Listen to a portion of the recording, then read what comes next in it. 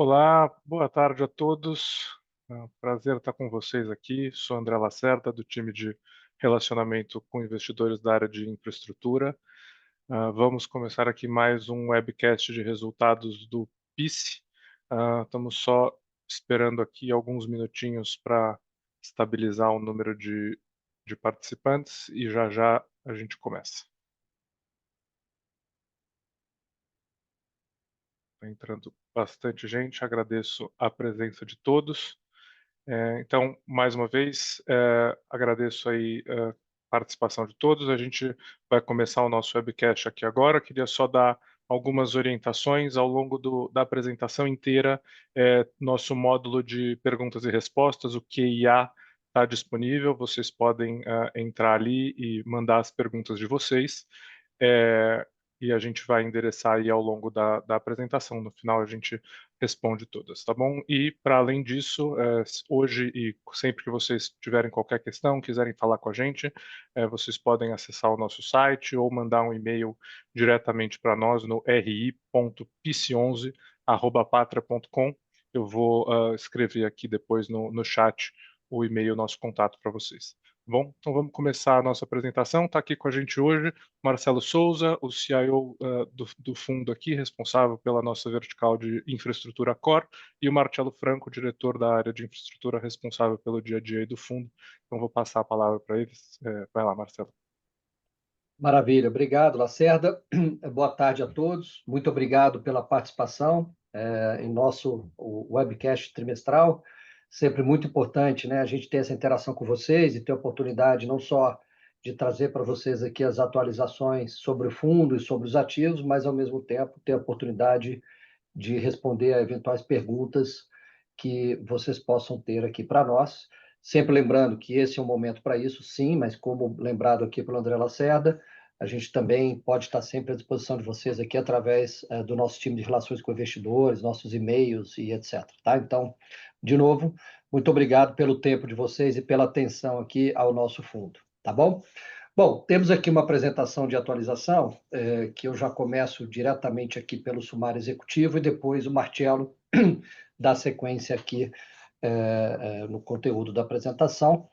Então, muito bem. Bom, só algumas lembranças, né, e algumas atualizações, né? Então, uma lembrança, ou seja, como todos vocês conhecem, o fundo está totalmente alocado, né? Ou seja, o fundo investiu numa estrutura de dívida, né? Alocou em debêntures de infraestrutura, desculpa, debêntures em ativos de infraestrutura, em ativos eólicos, né? Com retorno contratado e uma estrutura, né, de proteções que ao longo do caminho deveriam nos auxiliar aqui a ter todo o capital de volta e mais a remuneração contratada. Então, de novo, super importante mencionar a forma que foi investida e alocados os recursos desse fundo é através de uma dívida que tem aqui todos os detalhes que vocês conhecem e nós atualizaremos aqui ao longo do tempo, tá? Obviamente, importante atualizar vocês também sobre a performance dos ativos, né? E eu acho que as grandes mensagens aqui é que, primeiro, por um lado, nós tivemos uma melhoria do recurso eólico, quando a gente olha os últimos 12 meses e o último trimestre referente em comparação, né, com os últimos 12 meses do período anterior e o trimestre do período anterior.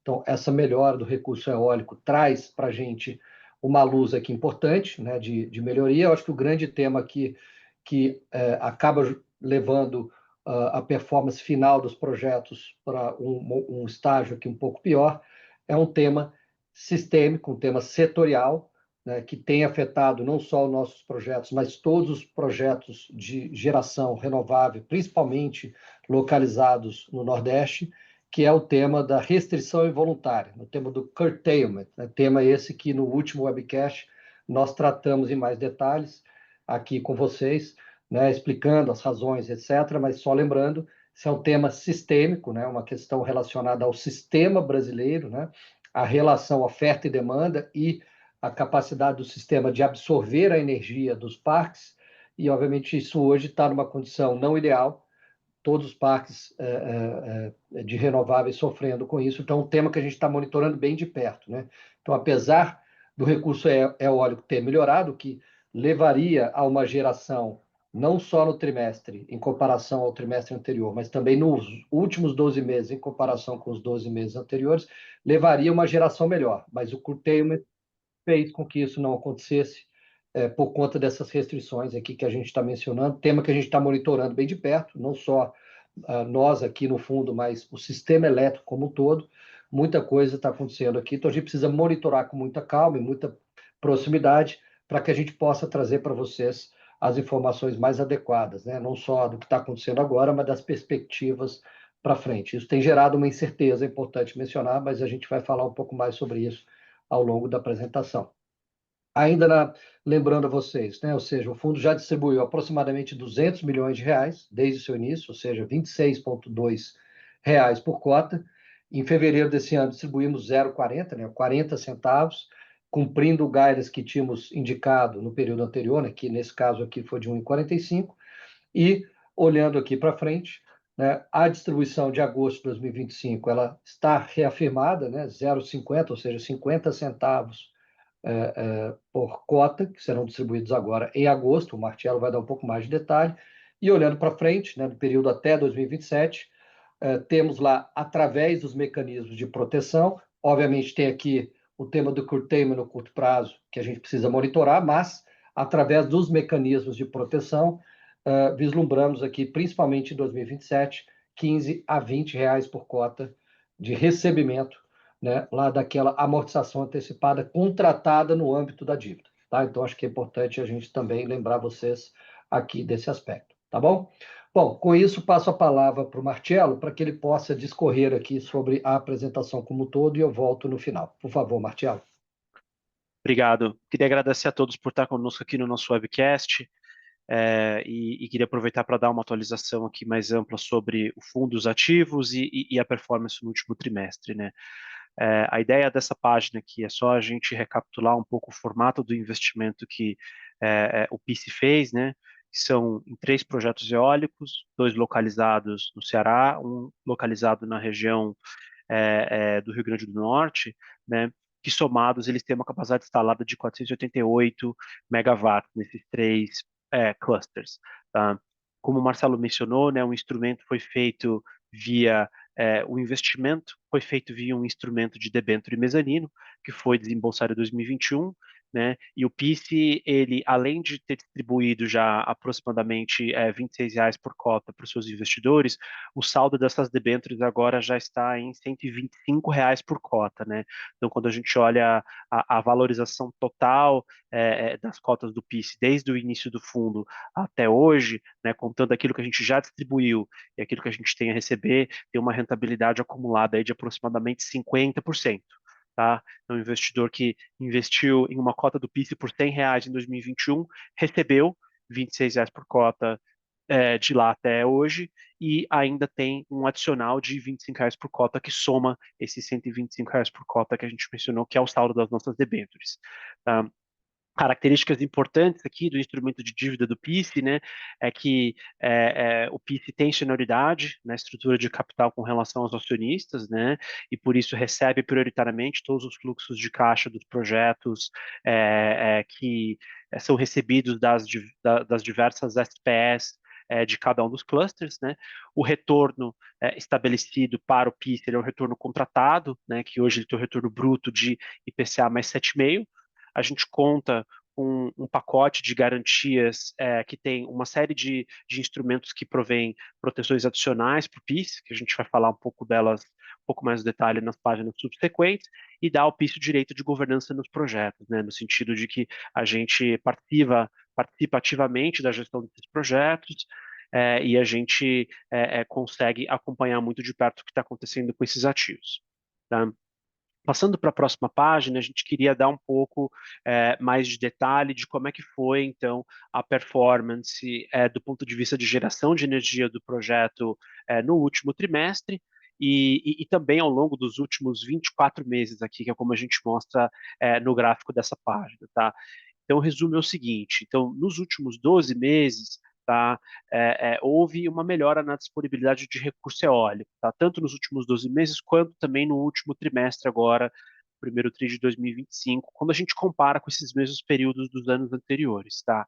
Então, Mas, por outro lado, houve sim um efeito bem significativo dos eventos de restrição de geração, ou no jargão da indústria, como a gente chama, né, de curtailment, né? Então, o efeito do curtailment ao longo dos últimos 12 meses aumentou bastante vis-à-vis os 12 meses imediatamente anteriores a esses últimos 12 meses que a gente está contando agora, tá? Então, no primeiro trimestre de 25, a geração ela foi 14% mais baixa em relação ao primeiro trimestre do ano anterior, primeiro trimestre de 2024, tá? No consolidado dos últimos 12 meses, que é o que a gente conta aqui, o período do segundo TRI de 24 até o primeiro TRI de 25, são 4 trimestres, tá? A geração também foi 7% inferior à geração dos últimos 12 meses imediatamente inferiores, que seria do segundo TRI de 2023 até o primeiro TRI de 2024, tá? Quando a gente ajusta pelo efeito do curtailment, né, pelo período que as máquinas poderiam estar gerando energia, mas não geraram porque houve restrição à solicitação, houve restrição imposta pelo operador nacional do sistema, tá? Essa energia que deixou de ser gerada, ela teria um impacto relevante aqui na geração, né? Então, quando a gente expurga o efeito da restrição, a geração no primeiro TRI de 25 teria sido 4% superior à geração do primeiro TRI de 24, e no consolidado dos últimos 12 meses, a geração teria sido 7% superior à geração ocorrida nesse mesmo período, nos últimos meses imediatamente anteriores.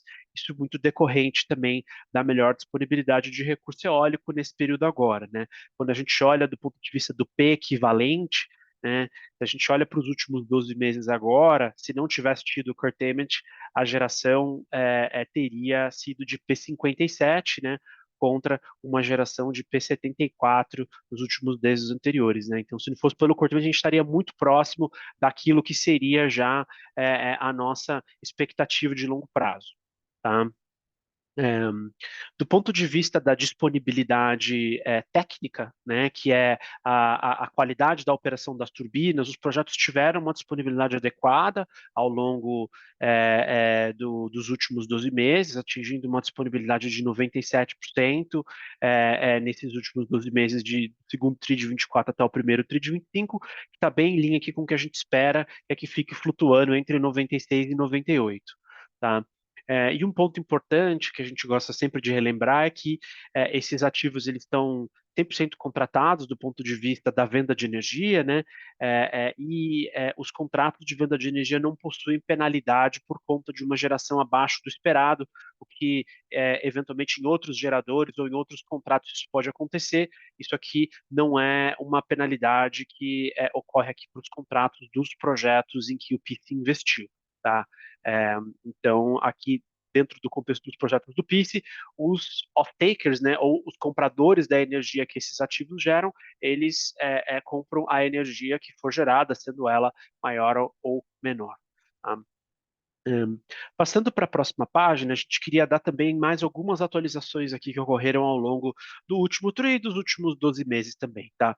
Então, o contrato de operação e manutenção, tá, que é um contrato de longo prazo com a Vestas, que é o fabricante da turbina, ele continua sendo cumprido conforme esperado, tá? A Vestas tem atingido níveis de disponibilidade que estão razoavelmente adequados, em linha com as metas que a gente tinha estabelecido aqui para uma boa operação desses projetos, então não tem nenhuma novidade aqui nesse sentido, tá? O que geralmente acontece no primeiro semestre do ano, tá? Principalmente ali do meio do primeiro TRI até meados do segundo TRI do ano, os parques passam pelo processo de manutenção preventiva, que é exatamente no período em que costuma ter uma disponibilidade de recurso eólico um pouco menor por conta da sazonalidade, né? Então, as turbinas elas param ali por algumas horas para fazer determinados eventos de manutenção, né, para que elas possam estar na melhor condição técnica possível para o segundo semestre, que é quando ocorre a temporada de ventos mais fortes, que é quando a maior parte da geração do ano de fato é produzida, tá? Então a gente está nesse período agora de manutenção e as manutenções preventivas têm ocorrido conforme esperado. A gente não teve nenhum tipo de evento não esperado ao longo desse trimestre e não esperamos ter também ao longo do segundo trimestre, tá? Outras atualizações aqui com relação à dívida sênior do BNB, ela continua sendo servida conforme esperado, os projetos continuam fazendo o pagamento do juro e da amortização da dívida do BNB, em linha com o que está contratado, né? E a dívida mezanino do PISC continua sendo servida com o cash sweep dos projetos, né? Quando ocorre, né? Então, o fundo recebeu o cash sweep dos projetos de Serra do Mato e de Afonso Bezerra ao longo de 2024, e agora, em maio de 2025, o fundo também recebeu o montante de cash sweep dos projetos de Serra do Mato e de Afonso Bezerra. Tá? Então, o PISC vem recebendo, sim, fluxo de caixa dos projetos, né, talvez menor do que o que a gente gostaria de no momento quando a gente estruturou o fundo há 4 anos atrás, mas o fundo vem recebendo sim fluxo de caixa. Tá? E de maneira geral, não existe nenhum evento de inadimplemento, não existe nenhum contrato que não está sendo pontualmente cumprido dentro da estrutura contratual geral desses parques, tá? Nem nos contratos de fornecimento e venda de energia, nem nos contratos de operação e manutenção, nem nos respectivos contratos de financiamento, seja com o BNB, seja com o PIS, tá? Passando para a próxima página, a gente sempre gosta de trazer um pouco do que são os elementos de proteção, né, que existem nos instrumentos de dívida que o PISC investiu nesses projetos, né, principalmente para aqueles investidores que estão acompanhando o PISC mais recentemente, né. Então, o PISC conta com elementos contratuais que mitigam o risco que os investidores correm com relação, se a gente tivesse que comparar isso com o investimento normal de equity nos projetos. Né? Investimento de dívida tem proteções adicionais que não necessariamente existem se esse investimento tivesse sido feito no investimento comum de equity. Né? O primeiro é que o PISC conta com um pacote de garantias no contexto do investimento desses projetos, né? E essas garantias elas contam com garantia real dos projetos com alienação fiduciária das ações, tem cessão fiduciária dos direitos creditórios das subholdings que detêm as diversas SPS, né? Tem ali uma obrigação solidária também da Care Brasil, que é acionista e investidora desses projetos. Os projetos contam com garantia cruzada, né? No sentido de que se você tem possivelmente um problema com um projeto, os outros projetos eles também podem entrar em vencimento antecipado, que gera um incentivo para que a Care, que é o sponsor do projeto, continue fazendo com que nenhum tipo de problema ocorra, né? E ultimamente a gente tem também uma opção de venda das debêntures de volta para a Care Brasil, né, pelo valor patrimonial, pelo saldo das debêntures, né, o que faz com que você tenha um retorno contratado aqui e garantido pela Care para os cotistas do PIS. Tá? Então, como é que funciona o instrumento de debênture mezanino do PIS? Né? Então, o valor patrimonial das debêntures, ele vai refletir todo o principal que foi investido, mais todo o juro que foi acruado ao longo do tempo, menos amortizações e as distribuições que o PIS já fez ao longo desses anos. Né? Então, hoje, o valor patrimonial dessas debêntures está em aproximadamente R$ 125 por cota, ou aproximadamente 900 milhões de reais. Tá? O PIS conta com alguns eventos, né, de amortização contratada, que a gente vai até falar um pouco mais nas próximas páginas, né, mas a próxima dela agora é a amortização mandatória, que ela está contratada para 2027. Né? Como é que funciona essa amortização mandatória? Né? Ela foi feita exatamente para fazer com que os investidores sejam ressarcidos por uma eventual geração abaixo do esperado. Então, até 2027, a gente faz uma apuração de quanto que foi a geração desses projetos, e se ela estiver abaixo do esperado, existe um pré-pagamento que precisa ser feito obrigatoriamente ou pelo projeto ou pela Care Brasil, que também é a garantidora dessa estrutura, né, para o PIS no ano de 2027. Né. Dado que a gente tem enxergado uma geração abaixo daquilo que a gente esperava, a gente imagina que haverá uma amortização mandatória equivalente a 15 a 20 reais por cota no ano de 2027. Esse a 15, 20 reais a gente mostra ele como se fosse um intervalo, né? Porque, a depender do que for a geração agora, em 25 e 26, pode ser que seja um pouco mais ou um pouco menos, né? Porque a gente precisa aqui levar em consideração esses 5 anos de geração. Mas, da maneira como as coisas estão indo, a gente acredita que deve ficar em torno desse montante de 15 a 20 reais, tá? Além disso, o PIS conta com uma segunda camada de proteção adicional, né, que é uma opção de venda antecipada, caso os projetos não consigam fazer distribuições recorrentes para o PIS ao longo desses períodos aí, desde do início de operação dos projetos até o período de 2028. Né? Então, como é que funciona? A partir de 2028, a gente vai olhar para trás, para os últimos anos, e avaliar se os projetos fizeram as distribuições conforme aquilo que era esperado, e se eles não fizeram as distribuições, o PIS tem o direito de vender de volta essas debêntures para a Care Brasil. A Care Brasil, por sua vez, tem a obrigação de recomprar essas debêntures pelo saldo. Tá? Pelo saldo remanescente naquele momento lá em 2028. Tá? E por fim, apesar das nossas debêntures vencerem em 2041, né, o PIS também tem uma opção de desinvestimento dessas debêntures com 5 anos de antecedência, que seria em 2036. Essa opção de venda ela é incondicional, né, desde que haja qualquer saldo das debêntures, que elas não tenham sido pagas com antecipação por qualquer motivo, o PIS tem o direito de sair e vender essas debêntures de volta para a Care em 2036. Tá? Então, esse aqui é um pouco do resumo das principais proteções aqui, os principais elementos que mitigam os riscos do ponto de vista da geração e da performance dos projetos para os investidores do PIS. Tá? E passando para a próxima página, a gente queria falar um pouco sobre o que a gente está vendo aqui dos principais eventos de distribuição que a gente enxerga para o PIS para os próximos anos. Tá? Então, nos próximos 2 anos, que seria agora em 25 e 26, o PIS vai fazer distribuições semestrais conforme houver recebimento de cash sweep dos ativos. Né? Então, agora em agosto, a gente deve executar uma distribuição de 50 centavos por cota, que é decorrente do cash sweep que a gente tem muita visibilidade que a gente vai receber, e parte que a gente, inclusive, até já recebeu. Tá? Mas, por outro lado, com relação às distribuições que decorrem nos próximos semestres, depois de agosto de 2025, a gente tem visto que os eventos de curtailment nos últimos 12 meses estão impactando bastante significativamente a geração dos projetos, né? Houve um aumento no nível de curtailment. Então, as distribuições semestrais que estão esperadas, né, para fevereiro de 26, agosto de 26, e fevereiro de 27, a gente tem avaliado essas distribuições e a gente deve anunciar os montantes exatos que serão distribuídos conforme a performance realizada dos parques eólicos. Tá?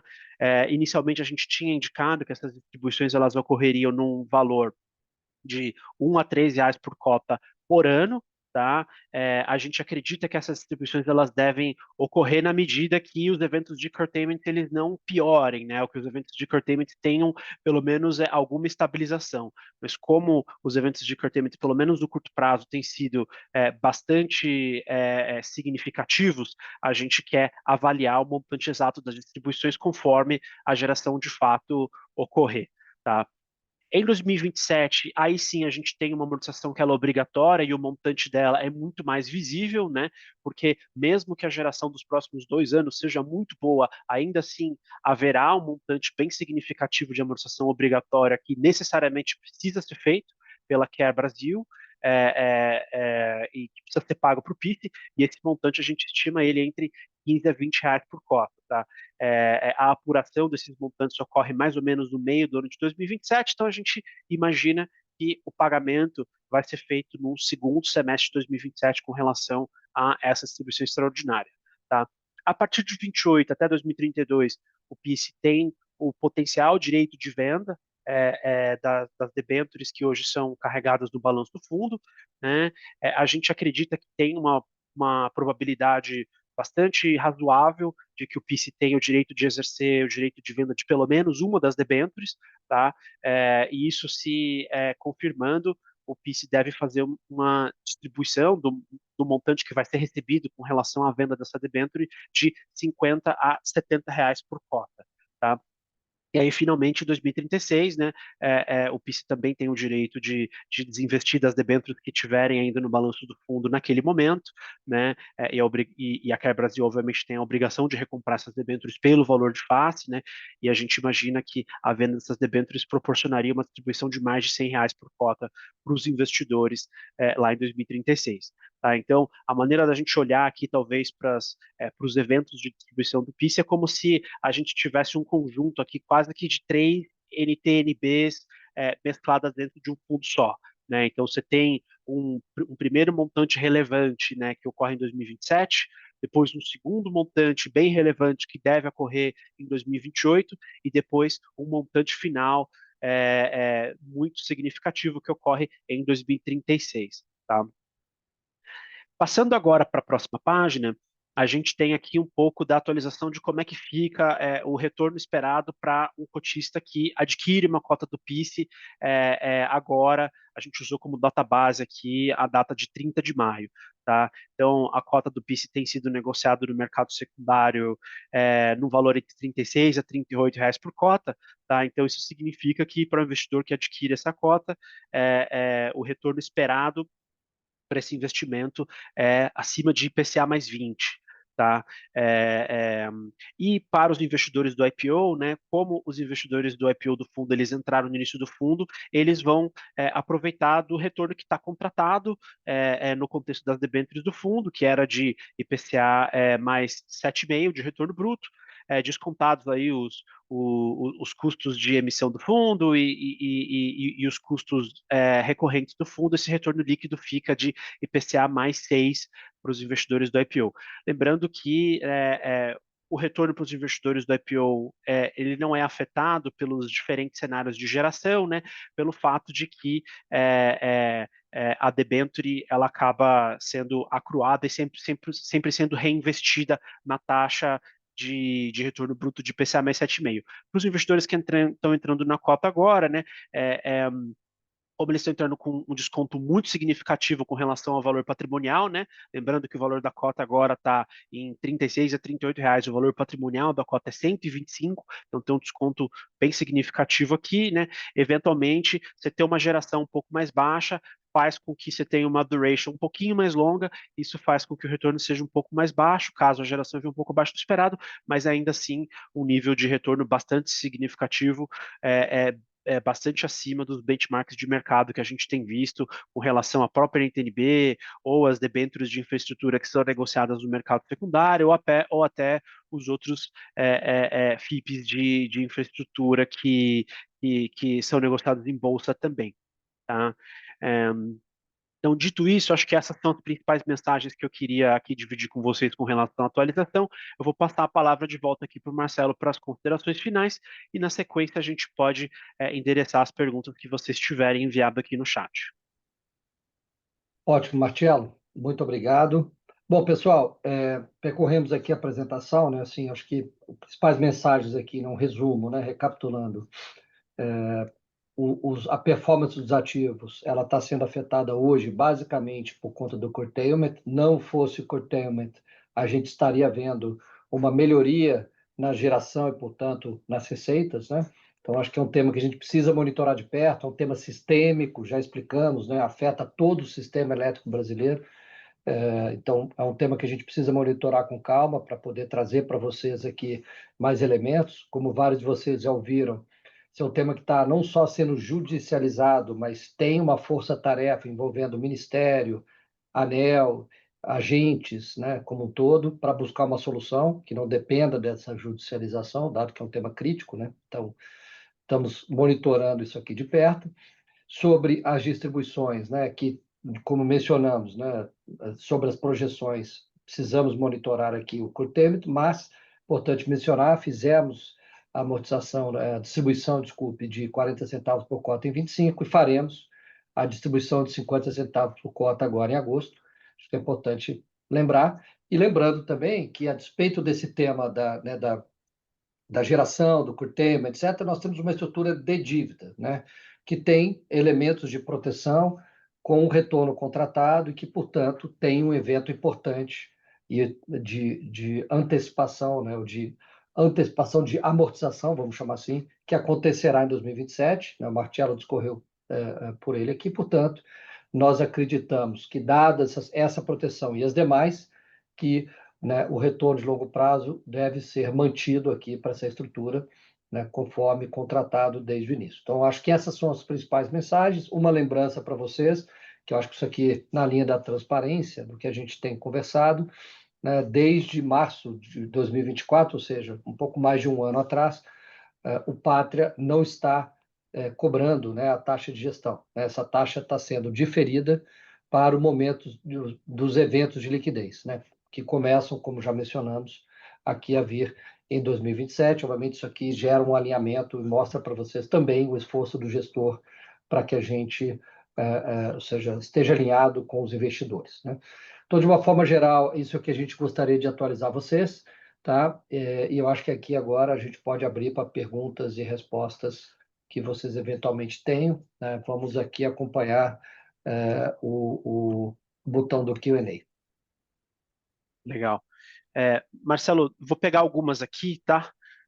Vamos lá. Então, começando aqui, ó, acho que tem uma primeira pergunta aqui, que é se os projetos estão gerando caixa suficiente para o pagamento da dívida sênior, né? E se o fluxo de caixa remanescente converge para o pagamento total da dívida mezanina, ou se em algum momento vai ter que negociar com a Quer Brasil, tá? Então, com relação à dívida sênior, os projetos até então vêm gerando caixa para fazer o pagamento da dívida sênior, então a dívida sênior vem sendo cumprida conforme esperado. Com relação ao pagamento da dívida mezanino, aí depende muito do que vai ser a geração futura dos projetos, tá? Mas eu acho que aqui vale a gente mencionar que existe sim a possibilidade de que os projetos não gerem fluxo de caixa para fazer o pagamento da dívida mezanine por si só, e aí nesse caso a Quer Brasil ela tem obrigação de fazer esses pagamentos, tá? Então aqui a gente conta com duas camadas, né, de recebimento de fluxo de caixa. Os projetos por si só, e se sobrar algum saldo dos projetos, caso a geração comece a se deteriorar, caso a geração seja muito ruim ao longo dos próximos anos, a Quer Brasil ela é obrigada a fazer esse pagamento final. Lembrando que a Quer Brasil tem sido bastante comprometida com a operação delas, com a operação da Quer no Brasil, né? O Brasil é uma geografia muito importante para a Quer, eles investiram mais de quase 2 bilhões de reais aqui no Brasil nos últimos anos, eles têm sido muito ativos no mercado local, um parceiro que a gente gosta bastante, que a gente confia bastante. Tá? Tá, deixa eu pegar aqui duas. Então, Marcelo, você ia concluir essa resposta? Não, eu ia já pegar a próxima. Pode pegar, Marcelo. Tá bom. Então, vou pegar duas aqui. A primeira, as capitalizações na cota patrimonial das distribuições não realizadas são corrigidas mensalmente? Na verdade, só para lembrar para vocês como é que nós apuramos a cota patrimonial, né? A cota patrimonial nada mais é do que a marcação na curva do saldo a receber da dívida, né? Então, na medida que as amortizações acontecem, a gente, né, isso é uma dedução na cota patrimonial. À medida que os juros acruam, a gente vai aumentando a cota patrimonial. Então, nada mais é do que o saldo da dívida está refletido na cota patrimonial, tá? Então, é assim que funciona, ou seja, as capitalizações, então os juros, né, que estão sendo acruados, eles vão, sim, elevando a cota patrimonial ao longo do tempo, e, obviamente, à medida que a gente vai tendo recebimentos, né, desses valores, aí a gente tem uma marcação para baixo, tá? Então, de novo, é o saldo da dívida que está ali contemplado, tá?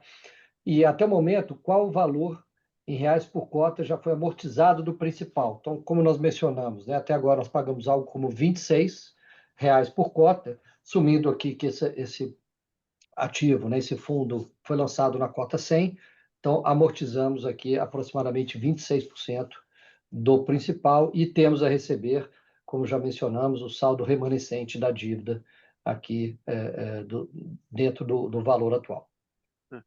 Marcelo, se você me permite, eu vou fazer só uma complementação aqui, porque talvez a pergunta aqui ela está mais relacionada com, né, dos 26 que a gente recebeu, quanto disso decorre de juro, quanto disso decorre de principal, né? Se a gente olha talvez sob essa ótica, isso quer dizer que hoje a dívida não teve amortização do principal, né? Os R$ 26 que foram distribuídos para os investidores são decorrentes de juros que a gente recebeu via fluxo de caixa, e tem também um montante de juros de mais ou menos uns R$ 25 por cota que se incorporou ao principal, tá? A maneira que eu acho que é interessante para olhar essa regra, meio que uma regra de bolso aqui, tá? Que eu acho que funciona bem, é o seguinte: se a gente olha para o agregado do fundo, tá? Cada instrumento talvez pode ter uma segregação diferente, mas se a gente olha para o agregado do fundo, enquanto a nossa cota estiver acima de R$ 100, significa que as distribuições que o fundo vem fazendo são distribuições decorrentes de juros. A partir do momento que a nossa cota começa a ficar abaixo de R$ 100, aí significa que a gente está começando a devolver principal de volta, tá? É uma outra maneira de olhar também que ela ajuda um pouco no entendimento aqui da evolução do saldo dessa debênture. Tá? Ótimo, Eu vou... maravilha. Deixa eu pegar mais uma aqui, então.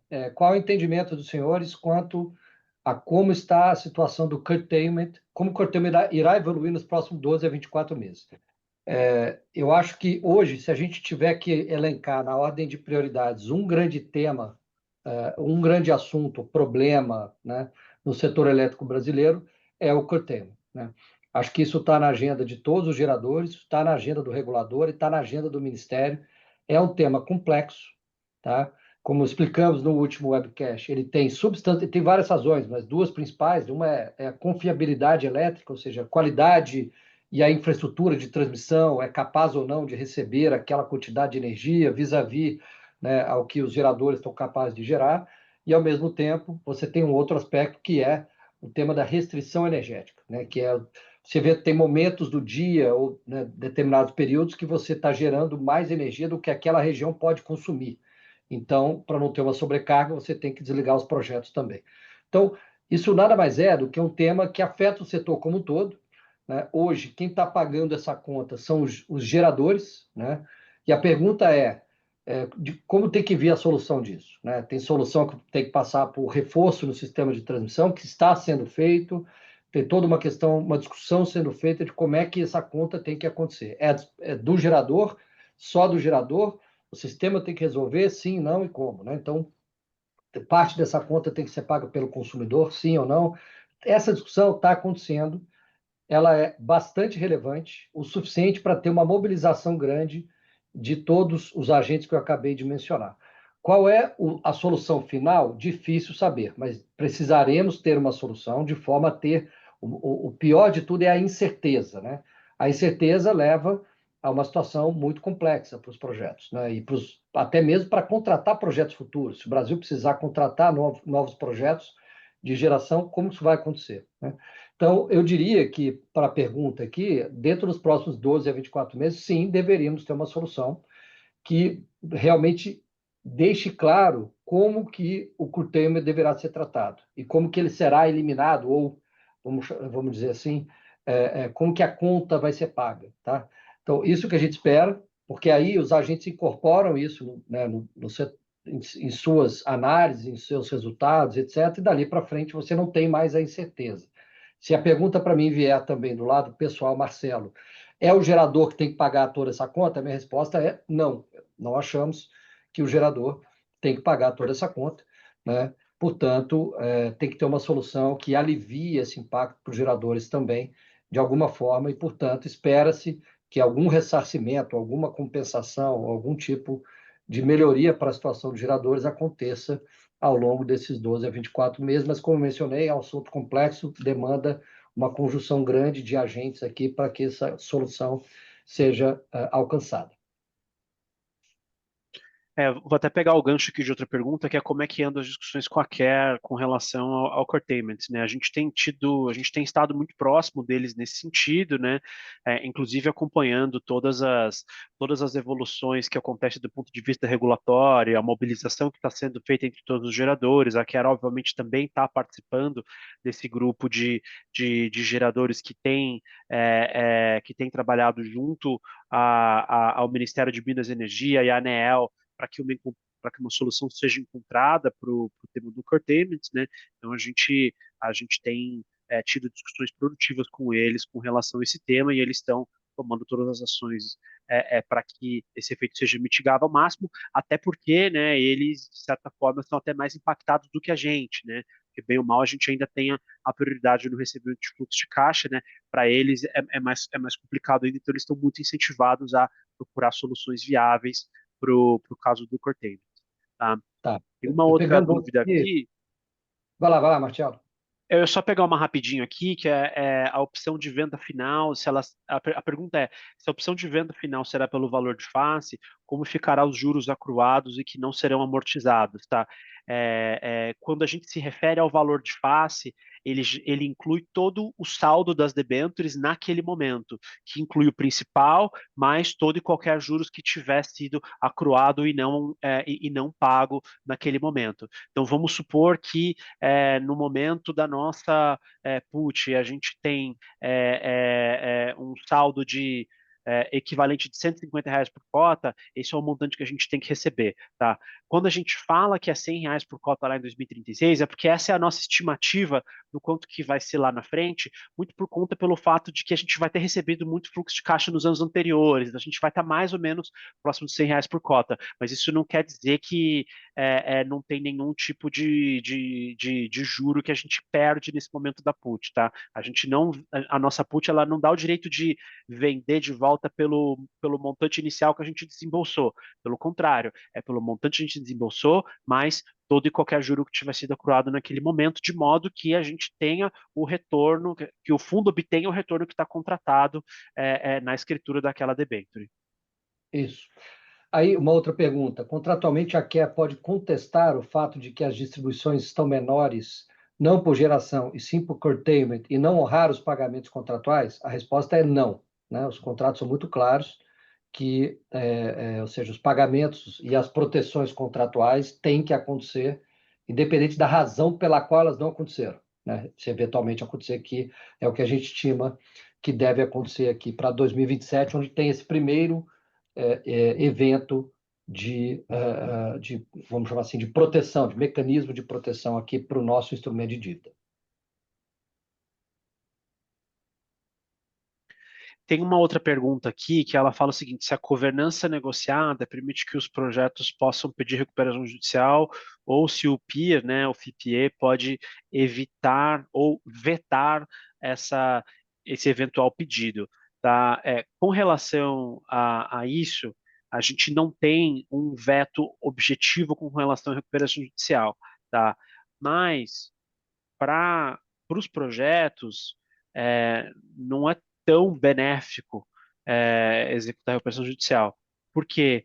Porque como a gente possui garantia real das ações desses projetos, né, que são a alienação fiduciária das ações, a alienação fiduciária dos direitos creditórios, esse conjunto de garantias faz com que os projetos em si fiquem fora de uma eventual recuperação judicial. Então, do ponto de vista aqui da recuperação do nosso crédito, não existe necessariamente um ganho direto em que haja uma recuperação judicial de cada uma de cada uma das subholds, né, de Serra do Mato, de Serrote e de Afonso Bezerra. Tá? É óbvio que a CARE pode potencialmente pedir recuperação judicial, mas a gente não vê isso como algo que muda completamente a nossa habilidade aqui em conseguir reaver o nosso investimento nesses projetos, porque a gente, né, tem prioridade no recebimento de todo e qualquer fluxo de caixa que venha da liquidação desses ativos, né? Inclusive, né, qualquer outros credores, e que não tem outros credores desses projetos além do BNB, qualquer outro credor não receberia nada antes da gente receber o nosso principal. Tá? E o juro acruado, obviamente.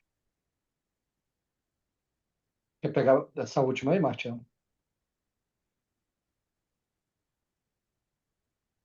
Eu tô lendo aqui a pergunta, é que ela pelo menos não ficou muito clara aqui para mim. Eu acho que a pergunta, trata de quais são as restrições que a gente tem para receber as distribuições, né, dos projetos, né? Eu acho que o tema aqui, como lembramos, né, é uma estrutura de dívida que, ao longo do tempo, foi negociado uma estrutura onde tem uma fórmula para que se apurasse o que a gente chama de cash sweep, ou seja, uma forma de raspar o caixa excedente à medida que ele vai sobrando, né? Dentro de determinadas métricas, índices são cobertos, etc, etc. E o que aconteceu recentemente, em função da geração ruim, não estamos apurando, né, essa fórmula não está apurando valores que a gente tem recebido, né, para o fundo. Tá? Então, fruto da geração, agora, como o Marcelo mencionou, a dívida do BNB está sendo servida, o projeto está adimplente, né? Então, os ativos estão adimplentes, né?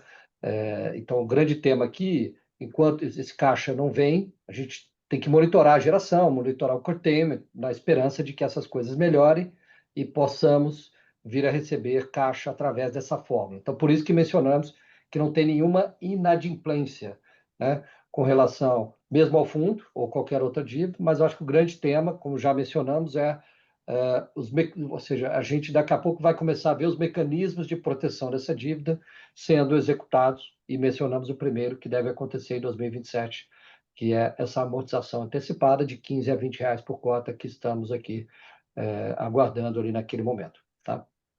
E acho que só complementando o seu comentário, né, Marcelo, assim, como é que funciona a nossa, né, o cash sweep ou raspar o caixa, né? Então, sempre que tem um determinado caixa nos ativos que está abaixo de um valor, que está acima de um valor mínimo que é contratual, a gente tem o direito de receber esse fluxo de caixa, tá? Esse caixa excedente, né? No ano passado a gente recebeu um pouco, esse ano a gente recebeu mais um pouco também, né? É menos do que a gente gostaria, mas a gente tem recebido sim, né? Como é que funciona? Esse caixa, ele sai lá de cada uma das várias SPS, esses projetos, e aí ele entra numa conta vinculada que somos nós que controlamos ela, né? Então, uma vez que ele entra lá naquela conta, essa conta ela fica sob responsabilidade de um agente fiduciário, que ele só tira dinheiro da conta após a assinatura aqui ou a notificação por escrito dos representantes do Pátria, né? Aí tira lá aquela conta, 90% vai para o PIF e 10% vai para Care como acionista, né? Então esse é um ponto interessante que também conversa com esse ponto, que é assim, se existe alguma restrição nesses fluxos de caixa, quem controla essa restrição somos nós, né? Porque esse fluxo de caixa ele vai para uma conta vinculada que só sai lá daquela conta depois que a gente autorizar aqui. Bom, pessoal, acho que acabaram as perguntas aqui, então queria agradecer mais uma vez a presença de todos. Obrigado aí, Marcelo, Marcelo, pela apresentação e a todos os cotistas que participaram. Mais uma vez, queria reforçar aqui que a gente segue à disposição através do nosso site, do nosso mailing e do nosso e-mail de RI para responder qualquer dúvida que vocês tenham. A gente deve enviar aqui tanto a apresentação quanto o replay, a gravação aqui desse nosso webcast vai ser publicado no YouTube. A gente deve enviar para todo mundo entre amanhã e depois. Tá bom? Então, mais uma vez, obrigado pela presença de todos. Boa tarde. Muito obrigado. Tchau, tchau. Muito obrigado, pessoal. Até mais. Tchau, tchau.